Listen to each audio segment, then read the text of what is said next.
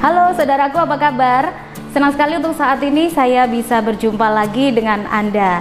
Dan untuk kali ini ada edisi spesial karena kita akan ngobrol-ngobrol bagaimana sih pariwisata di era new normal ya. Karena mungkin sempat pingsan istilahnya ya di masa pandemi kemarin. Dan bagaimana kita bisa melewatinya dengan baik. Namun sebelumnya saudaraku jangan lupa untuk like dan subscribe ya. Subscribe channel ini. Ya saudaraku, untuk kali ini saya punya tamu yang istimewa, yaitu seorang rekan lama saya, teman SMA yang sekarang ini luar biasa. Beliau adalah seorang dekan dari Fakultas Pariwisata Universitas Ciputra. Siapakah beliau? Yaitu Bapak Agustinus Lis Indrianto. Saya langsung saja menyapa. Selamat pagi, siang, sore, malam, Pak. Selamat pagi semangatnya. Tapi kondisinya ini siang menjelang sore nih. Iya. Iya.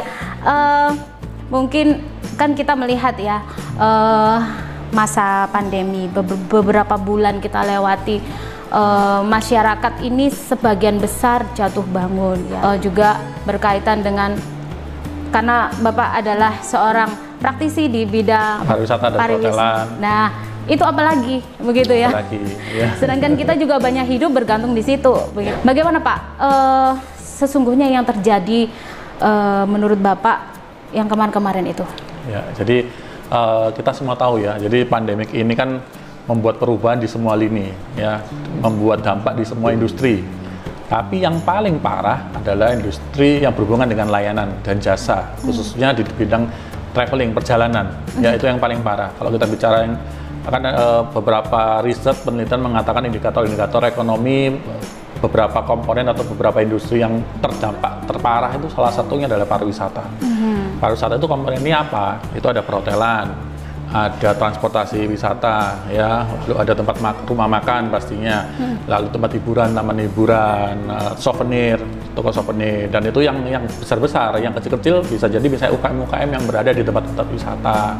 Jadi mereka semua terdampak. Sangat terdampak. Jadi bahkan kalau kita bicara okupansi, hotel kan mesti ukurannya okupansi ya. Itu beberapa hotel okupansi bisa sampai 10%. Dan yang paling parah banyak hotel yang ditutup sementara. Jadi terpaksa harus merumahkan karyawannya karena kondisi seperti ini. Karena kan ini kan sebenarnya pandemik ini sudah dirasakan di dunia itu kan Desember, pertengahan Desember, kemudian waktu Wuhan outbreak itu ya. Tapi di Indonesia masih belum kerasa, masih belum paham. Jadi sudah ada sedikit perubahan di kedatangan wisatawan mancanegara ke Indonesia di Desember akhir ya, ada perubahan sedikit, tapi masih belum dampak besar. Bahkan Januari itu pun masih ada perjalanan luar biasa. Saya beberapa teman-teman masih kita traveling ke Jakarta Januari tengah-tengah itu. Setelah kasus pertama diumumkan waktu itu kalau nggak salah di Depok atau di mana saya lupa itu yang kasus pertama diumumkan di Indonesia. Di bulan apa itu ya? Bulan Januari. Januari itu mulai ada dampak. Jadi mulai ada dampak sampai bertambah. Jadi kalau secara bulan kurang lebih pertengahan Maret itu sudah mulai awal pertengahan Maret itu sudah mulai terasa banget. Jadi pariwisata, perhotelan, rumah makan terasa banget. Apalagi ketika ada banyak kebijakan tentang PSBB, pembatasan wilayah dan sebagainya, sudah makin out of business sudah banyak. Jadi berita seperti itu. Bahkan data di PHRI, kebetulan saya juga pengurus PHRI Jawa Timur. PHRI itu Perhimpunan Hotel dan Restoran Indonesia di Jawa Timur. Kebetulan saya wakil ketua satunya. Itu data kita, ada rekan-rekan kita yang hotel itu tutup itu banyak ya di Indonesia. Kalau data Indonesia itu bisa ada 600 hotel tutup. Sementara ya, tutup sementara di Indonesia karena dampaknya pandemik ini. Sekarang dengan adanya mulai arah new normal, mulai beberapa yang buka, tapi kan kondisi tidak akan seperti yang dulu lagi gitu. Ya, kalau mungkin dulu masyarakat makan di luar itu bebas ya karena mungkin income juga jalan. Nah sekarang ini income kan juga sebagian besar masyarakat kembang kempis ya. Jadi untuk makan di luar juga mikir-mikir dulu, jadi dihitung-hitung lagi. Jadi istilahnya apakah di era new normal ini adakah sudah satu perubahan yang baik begitu, bagaimana? Jadi new normal itu kan sebenarnya di sisi lain adalah kayak riset ya, riset. Jadi dunia pariwisata khususnya di Indonesia itu beberapa titik ya di Bali katakanlah itu kan sudah seperti overcrowded dan sebagainya. Jadi selalu kita berusaha untuk mencari sisi positifnya gitu. Jadi ini ada riset untuk semuanya, termasuk industri, alamnya juga di riset. Maksudnya dengan dulunya Borobudur misalnya banyak sekali setiap tahun itu setiap hari lah datangi banyak orang. Sekarang kan berapa bulan itu terus kan bersih, jadi kondisi lingkungan bersih, alamnya bersih. Jadi membuat waktu untuk alam untuk riset mereka sendiri. Jadi itu salah satu dampak positifnya. Dampak kedua, positif yang lain orang sudah mulai aware masalah kebersihan. Ya. Dulu kan tidak terlalu ya, maksudnya buang sampah sembarangan, toilet jorok itu masih orang nggak apa-apa, toleran. Sekarang kan sudah mulai aware bahwa kalau mereka membutuhkan itu, jadi membutuhkan kebersihan, kenyamanan, lalu carrying capacity di mana orang berdesak-desakan dulu, pokoknya melebu desak-desakan gitu. Sekarang kan orang masih mikir, oh antrian dulu ya walaupun tidak semua orang ya, tapi banyak sudah mulai sadar bahwa itu hal-hal yang habit yang baru. Itu di sisi perilaku masyarakat. Kalau di sisi bisnis tentu saja butuh waktu ya. Dengan PSBB ini mulai dicabut di beberapa daerah, aturan kan dikembalikan ke masing-masing daerah. Ada yang sudah mulai buka, ada yang boleh buka, ada yang sudah boleh buka, ada yang belum boleh buka. Di Surabaya karena kita di Surabaya kan sudah mulai boleh, tapi dengan rumah makan ya, boleh rumah makan, tapi awalnya kan tidak boleh dining ya, hanya boleh delivery, tapi sekarang sudah boleh dining dengan protokolnya. Lalu hotel juga beberapa sudah boleh selama ada protokol kesehatannya dijalankan. Apakah langsung kembali ke normal? Tentu saja tidak, karena butuh waktu psikologisnya masyarakat untuk kembali ke sana dulu. Butuh waktu kan untuk masuk ke restoran, ke mall, ke hotel itu butuh waktu. Tapi saya kalau berapa lama itu tergantung pengembangan pandemik ini. Jadi perkembangannya apakah segera vaksin ditemukan, apakah makin lama kurvanya makin menurun. Nah, dengan semakin menurun, lalu ada berita bagus tentang vaksin dan sebagainya, itu optimisme masyarakat sudah mulai bangkit lagi kan, sudah mulai lagi. Tapi kalau kita mengacu di beberapa negara ya, konteks negara, beberapa negara kan sudah mulai dalam tanda kutip survive duluan ya. New Zealand sudah mulai survive duluan, Cina kan sempat juga sudah mulai membuka lockdownnya, Korea Selatan, Australia, jadi beberapa negara sudah berusaha untuk kembali. Nah, dengan kondisi seperti itu maka akan terjadi namanya revenge tourism, jadi tourism balas dendam, orang yang sudah terkungkung di rumahnya sendiri selama 3 bulan gitu, ngumpet gitu loh. Nah, ini potensinya itu ada di situ. Nggak usah jauh-jauh, sekarang aja. Orang tuh ngempet keluar rumah itu kan sudah terekspresikan dengan sepedaan. Iya. Ya kan? Mungkin jumlah sepeda sekarang lebih banyak dari sebelum adanya pandemik. Nah, ini itu kan sih lebih bagus kalau dilihat ininya. Ya, tapi itu kan bagian dari bagaimana dia dalam tanda kutip psikologis dia ngempet untuk keluar gitu. Aktivitas dia belum berani masuk restoran, makan belum berani, tapi outdoor activity dia sudah mulai lakukan. Nah, ini hal seperti ini sudah mulai tumbuh. Cuman tentu saja new normal ini harus disikapi dengan bijak. Semua orang harus berpartisipasi, jangan tidak bertanggung jawab. Kita itu susah diatur. Kan sebenarnya simpelnya itu kalau kita bisa berpartisipasi, kita pakai masker, kita rajin cuci tangan, kita jaga jarak, social distancing kita lihat, itu kita bisa membantu mengurangi penyebaran pandemi ini. Tapi termasuk kita ini kurang lebih 1,5 meter ya. Tapi kita tidak memakai masker, tidak boleh harusnya. Iya. Okay. Tapi artinya ini proses untuk bagaimana bisa mengembalikan kondisi seperti awal. Tapi dalam konteks dunia pariwisata itu kan dunia yang sangat dinamis. Jadi sangat rentan dengan naik turunnya. Contoh, bom Bali. Ingat dulu tahun 2002 bom Bali pertama. Turun pariwisata. Bali khususnya, Indonesia pasti terdampak karena Indonesia ini kan Bali barometernya pariwisata internasional waktu itu, sampai sekarang kan juga masih lebih terkenal Bali daripada Indonesia. Nah, pada waktu itu ya kita bicara itu, bom Bali pertama membuat dia down banget toh. Banyak prediksi toko-toko bahkan mengatakan bahwa Bali bangkitnya akan lama, kurang lebih minimal 10 tahun bangkit sedakala. Apa yang terjadi? Membuktikan bahwa pariwisata itu tidak se-ekstrim itu, karena dia jatuh baliknya cepat. Oh, cepat sekali waktu itu ya? Itu Bali pertama, 1 tahun setelah itu mulai bangkit lagi. Yang mengembangkan adalah domestic market dulu. Jadi wisatawan domestik yang datang dulu, orang Indonesia sendiri, orang asingnya sih masih belum, tapi domestic market. Setelah tahun kedua baru orang asing baru masuk. Ini kan rame lagi Bali. 2 tahun lagi, saja 2 tahun, 3 tahun. 2005 dibom lagi kan, Bali bombing kedua. Jadi turun lagi tapi naik lagi. Bahkan kenaikannya itu bisa melebihi sebelum dibom. Jadi itu adalah salah satu momen di mana membuktikan pariwisata itu memang dinamis berdasarkan kondisi. Itu dari aksi of terorisme, belum masalah penyakit. Sebelum ada pandemi ini kan flu burung, lalu flu babi, macam itu kan juga berpengaruh. SARS kan berpengaruh. Beberapa daerah negara di Asia, Hong Kong, Cina itu kan waktu kena SARS itu kan terdampak banget. Di Indonesia mungkin belum terlalu terdampak waktu itu ya, tapi di Hong Kong, Cina sangat terdampak. Nah turun, tapi itu naik lagi. Lalu bencana alam, kita bicara bencana alam, Gunung Agung waktu itu di Bali, gempa di Jogja, berdampak turunan wisatawan. Ya. Kami bangkit lagi. Jadi selalu begitu. Artinya tidak akan sampai mati terus tutup gitu, enggak. Pasti ada seperti itunya. Cuman kondisi sekarang ini pandemik ini kan agak panjang. Karena nafas. Jadi kalau seorang pengusaha di bidang pariwisata, apapun itu dia hotel, restoran atau gimana, dia harus punya nafas yang cukup panjang. Kalau nafasnya nggak panjang, maka langkah praktisnya ya ditutup sementara.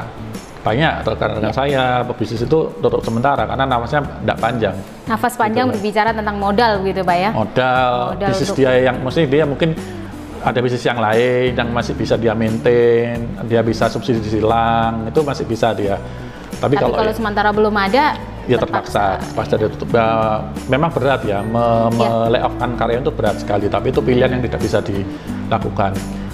Jadi kalau misalnya kita mau melakukan perjalanan keluar kota pun, termasuk ke Bali tadi, itu harus ada syarat rapid test dulu? Ya, kalau setahu saya yang di Gilimanuk pasti diminta perjalanan. Jadi kalau jalan darat, apalagi udara pasti diminta. Jadi kalau yang sekarang ini kalau kita mau ke Malang masih nggak masalah. Kalau kita ke Jogja, Solo pun kalau jalan darat nggak masalah. Tapi kalau kita menggunakan moda transportasi umum, misalnya kereta atau bis mungkin enggak ya, mungkin pesawat gitu, pasti permintaan rapid test itu juga akan dilakukan. Tapi kan sekarang jadi isu yang lain lagi.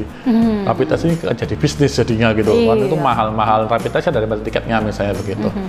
Tapi itu isu yang lain lagi. Cuman artinya ini ada pembatasan prasyarat yang membuat orang tidak segera mudah bergerak. Jadi yang bergeraknya di daerah sendiri jadinya. Jadi yang hidup duluan adalah yang menghidupi pariwisata adalah orang lokal sendiri. Misalnya ini contohnya orang Surabaya, kalau mau yang nginep di hotel di Surabaya ini banyak kan di setup untuk bisnis ya. Jadi Surabaya ini kan kota bisnis dan perdagangan, jasa dan perdagangan. Bukan kota resort. Jadi bukan seperti Malang, Jogja, Bandung. Orang kan bisa ke Malang atau ke Bandung untuk untuk liburan aja. Ya. Kalau orang ke Surabaya ini kan mostly adalah bisnis. Dan ketika bisnis itu tidak berjalan lancar, maka supply ke hotel di Surabaya kan sangat menurun. Apalagi misalnya banyak itu di luar dari kota Surabaya, dari Makassar, dari Jakarta, kan masuk ke Surabaya juga terbatas, sehingga berdampak jadi pulihnya hotel di Surabaya agak lebih lama. Jadi yang diharapkan adalah dari teman-teman, dari orang-orang Surabaya sendiri yang nginep di hotel, yang bosan di rumah, nginep di hotel lain, itu bisa diharapkan seperti itu. Konsep stay vacation itu kan ada dari teman-teman stay lebih lama gitu di hotel gitu. Tapi apakah ada jaminan? Kadang-kadang kita juga masyarakat yang oke, daripada kita juga nggak bisa keluar kota dan sebagainya, liburan di hotel aja, mungkin di sana bersama keluarga bisa renang dan sebagainya. Nah, apakah di hotel itu aman? Nah, itu banyak sekali juga ditanya oleh masyarakat. Makanya sekarang ini kan sudah dikeluarkan beberapa protokol kesehatan. Dari PHRI juga mengeluarkan, dari WHO sudah, dari beberapa asosiasi sudah mengeluarkan, pemerintah bahkan sudah mengeluarkan, di Surabaya sendiri sudah dikeluarkan protokol kesehatan operasional bagi semua industri pariwisata yang membuka. Misalnya hotel, restoran sudah ada protokolnya. Jadi itu harus dipenuhi. Nah, kalau itu dipenuhi dan mereka sudah menjamin itu dipenuhi, maka itu aman. Tapi belum tentu 100% aman, tergantung pola pikir sama kedisiplinan masing-masing. Maksudnya sudah dijalankan, tapi kedisiplinannya itu dijalankan atau tidak. Nah, itu dari pihak hotelnya atau dari pihak tamunya? Dari pihak hotelnya dan pihak tamunya. Tapi kita harus jujur, biasanya hotel besar yang hotel chain ya, yang dia membawa brand-brand besar yang dari internasional tuh punya policy yang ketat. Jadi dia SOP-nya sangat ketat dijalankan. Tapi hotel-hotel yang mungkin yang budget atau non bintang itu kan polisinya tidak ketat. Ya, itu bisa jadi bisa penyebaran klaster baru kalau memang tidak ketat dalam pelaksanaan kesehatannya. Apa sih dampaknya? Misalnya penggantian linen habis check out itu harus diganti dan sebagainya. Lalu kan mengurangi sentuhan di tempat-tempat umum, misalnya handle pintu dan sebagainya, lift itu kan harus dikurangi lah. Lain-lain itu kan harus ada dilakukan. Yang paling simple tuh orang check-in pertama. Sebelum check-in dia apa? Pasti harus ditermogan dulu. Ya ini harus disiplin. Nah kalau misalnya dia panas ya ada beberapa option, tidak diperkenankan untuk check-in, tapi tentu saja dia kalau nanti sudah baik kan bisa dipakai lagi gitu ya. Atau dia sudah lolos dia masuk. Proses check-in juga beda lagi, mengurangi sentuhan, maksudnya cashless dan sebagainya. Lalu dia prosedur cuci tangan atau hand sanitizer dilakukan. Lalu nyentuh lift misalnya, tombol itu bisa jadi dilakukan sama stafnya hotel, yang melakukan bukan orangnya. Masuk di dalam kamar pun juga semua kan dibersihkan dulu, disinfektan dulu sebelum tamunya masuk kan. Jadi semua dipastikan seperti itu. Lalu anjuran-anjuran tentang protokol kesehatan dan sebagainya dilakukan. Penggunaan publik area misalnya kolam renang, gym, itu ada aturannya memang, tapi di Surabaya rasanya masih belum boleh penggunaan kolam renang. Sebenarnya sudah ada anjuran kalau mau menggunakan kolam renang harus janjian dulu. Jadi jadwal, kalau dulu kan waktu sok renang, sekarang semua harus booking bisa dulu. Jadi ngatur toh, maksudnya kolam renang ini kapasitasnya berapa. Jadi jam 10 sampai jam 11 ini sudah ada 5 orang saya yang daftar, baru hanya 5 orang itu yang boleh masuk. Yang lain ya nunggu. Itu bisa dilakukan seperti itu. Lalu karena kan di kolam renang itu karena ada beberapa chemical yang bisa digunakan untuk menghilangkan penyebaran itu ada. Cuman di Surabaya masih belum dibolehkan penggunaan kolam renang. Walaupun di beberapa daerah lain sudah boleh. Tapi aturan penggunaan kolam renang itu tidak ada kolam renang ya. Gym, spa misalnya ke hotel bintang 5 itu melakukan seperti itu. Jadi dijanjian dulu, di booking dulu tempat-tempat olahraganya ya. Lalu misalnya buffet atau layanan breakfast misalnya. Biasanya kan prasmanan ya, normalnya kan begitu ya. Sekarang diminimalkan, bahkan tidak boleh prasmanan. Jadi bisa diantar ke kamar atau boleh makan di restoran tapi diantar sama waitersnya. Waitersnya tentu saja pakai keamanan yang ketat ya, pakai masker, face shield dan sebagainya. Jadi mengurangi sentuhan publik gitulah. Tetap layanan itu dilakukan. Nah, ini dampaknya apa? Dampaknya itu ada, kalau istilahnya di dunia layanan itu ada sequence of service-nya bertambah. Jadi datang dicek termogan dulu, dikasih hand sanitizer dulu, ditanyain riwayat perjalanan gimana, sudah lalu diantarkan, dibawakan tasnya. Jadi layanan-layanan yang dimodifikasi untuk mengurangi sentuhan atau mengurangi kontak langsung. Jadi itu era new normal ya di dunia perhotelan tadi Pak ya. Dunia perhotelan. Jadi kadang-kadang kalau misalnya ada konsumen yang aduh lu ngapain sih aku di sini tersinggung, ya jangan tersinggung karena ini new normal. Memang kita masuk di babak baru begitu ya. Jadi kita memang harus juga taat terhadap aturan yang ada supaya juga demi kebaikan kita semuanya. Ya. Oke, bagaimana dengan dunia kuliner Pak? Ini kan masih terasa. Nah, sebenarnya di new normal sendiri itu apa sih yang harus dilakukan bagi para pengusaha dari kuliner itu sendiri ataupun bagi kita masyarakat umum? Dua kuliner gini, pertama kali terdampak pasti kan kuliner juga terdampak, khususnya restoran-restoran, kafe-kafe yang menerima dine-in, yang hidupnya hanya orang makan di dalam. Jadi tapi beberapa pengusaha sudah cepat switch-nya dengan mengoptimalkan delivery. Ya kan, kalau beberapa pengusaha yang sudah berhasil sudah bisa survive. Ada yang lama, jadi agak lama survive. Ada banyak restoran yang tidak berhasil dengan mudah switch itu karena itu butuh proses juga. Itu kan butuh penyesuaian menu, butuh penyesuaian cara penyampaiannya, packaging dan sebagainya. Tidak gampang loh. Orang yang nggak biasa melayani online itu lalu berubah dari situ kan nggak gampang. Tapi kalau yang sudah siap, nggak masalah. Karena dunia kuliner ini sebenarnya tidak mati karena orang masih butuh kan. Kan masih boleh orang pesan online kan masih boleh, jadi masih bisa hidup dunia kuliner ini. Tapi yang mati yang dia hanya mengandalkan dine-in itu yang agak susah. Tapi proses delivery masih bisa, tapi tentu saja ada prosedurnya. Artinya apa?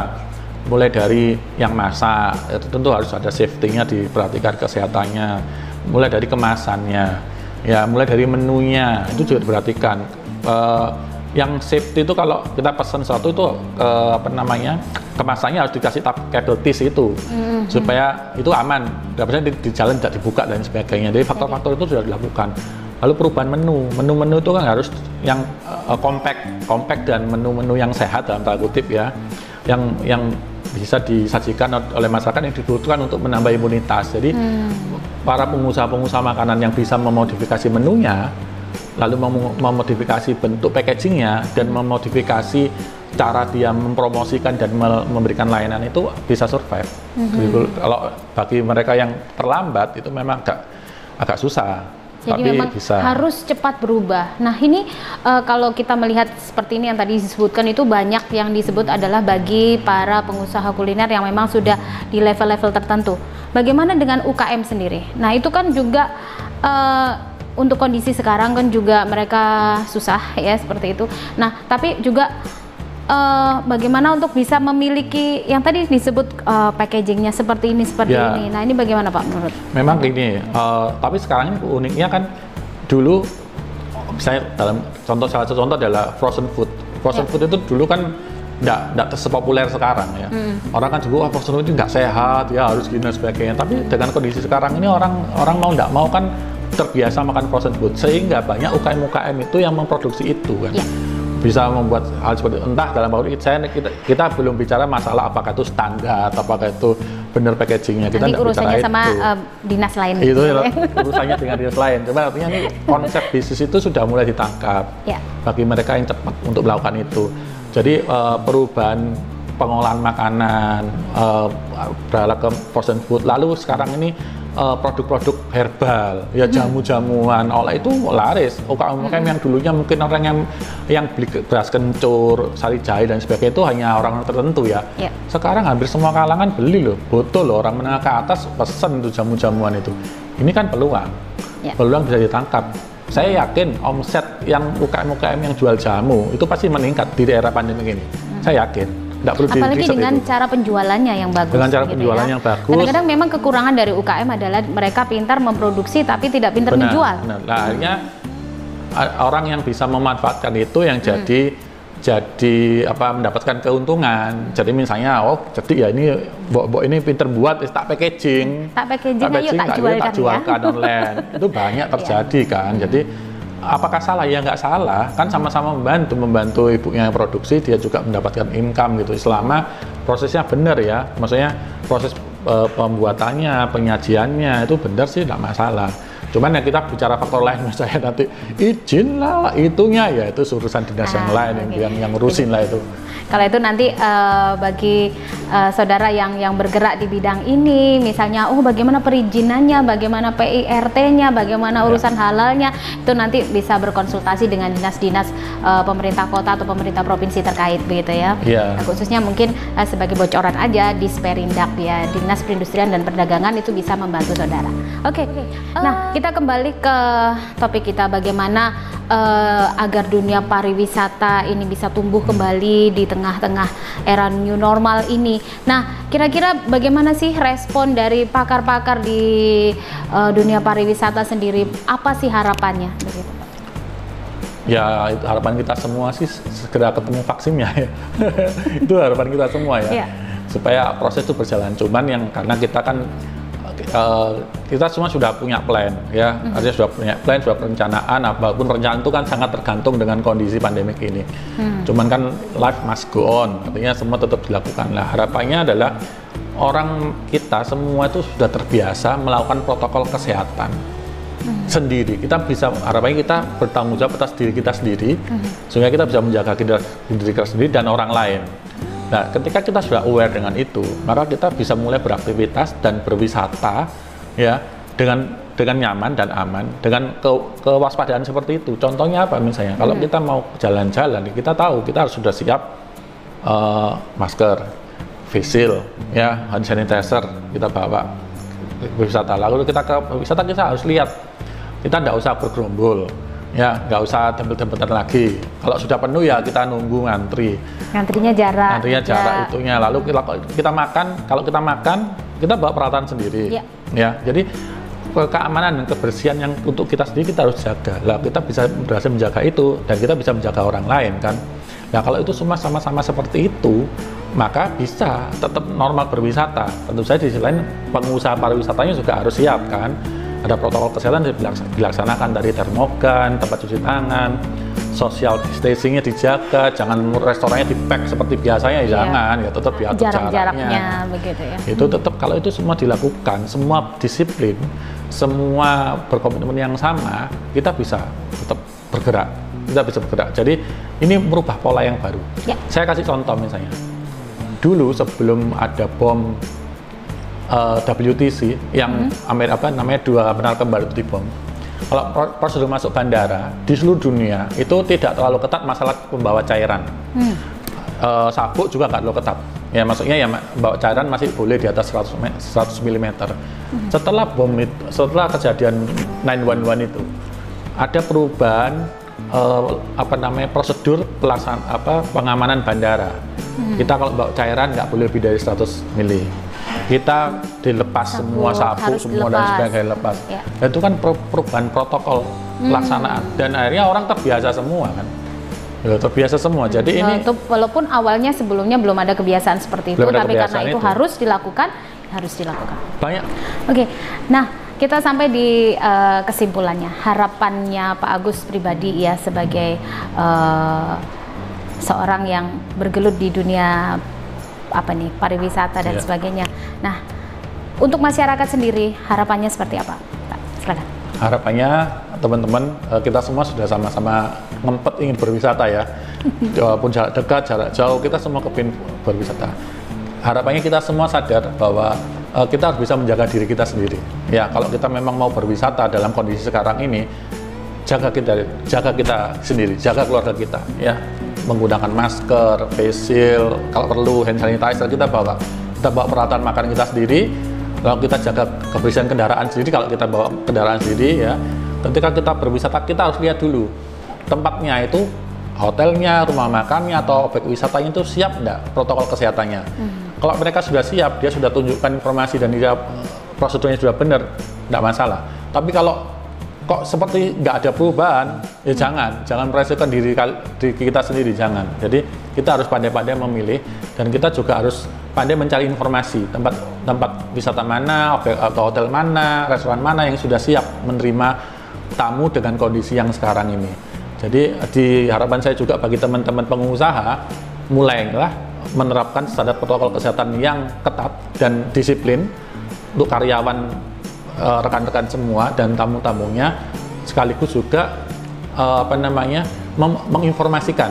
Jadi kalau sudah protokolnya dilaksanakan, informasikan ke publik supaya orang tahu, oh ternyata hotel ini sudah siap ya, restoran sudah siap, tempat wisata ini sudah siap, silakan dipublikasikan. Itu harapan kami semua. Dan pemerintah tentu saja, harapan saya buat pemerintah supaya pemerintah juga memberikan kebijakan yang bisa menstimulus teman-teman khususnya UKM-UKM yang hidup di dunia pariwisata. Stimulus-stimulusnya dibutuhkan. Sekarang ini kan belum kerasa stimulusnya gitu ya, hanya sumbangan-sumbangan masker dan sembako itu aja. Tapi it's more than that yang dibutuhkan oleh teman-teman UKM gitu. Ya, itu tadi harapannya. Ya. Dan kita semua juga punya harapan yang lebih luas lagi bahwa masa ini segera berakhir gitu dan kita bisa kembali normal seperti biasa. Namun jangan lupa untuk tetap kita menjaga kesehatan kita gitu. Ya. Baik, thank you. Sampai jumpa. Sukses selalu. Sukses. Ya saudaraku, ini tadi bincang kita bersama Bapak Agustinus dan luar biasa kita mendapatkan banyak hal informasi tentang dunia pariwisata dan sebagainya. Nah, bagaimana di era new normal ini kita sebagai pengusaha di bidang pariwisata, kita juga sebagai masyarakat secara umum kita juga bisa menikmati dunia pariwisata dengan kembali lagi normal dan kita pun juga bisa menjaga kesehatan kita. Tetap ikuti aturan protokol kesehatan dan salam semangat senantiasa. Sampai jumpa dan jangan lupa like dan subscribe channel ini.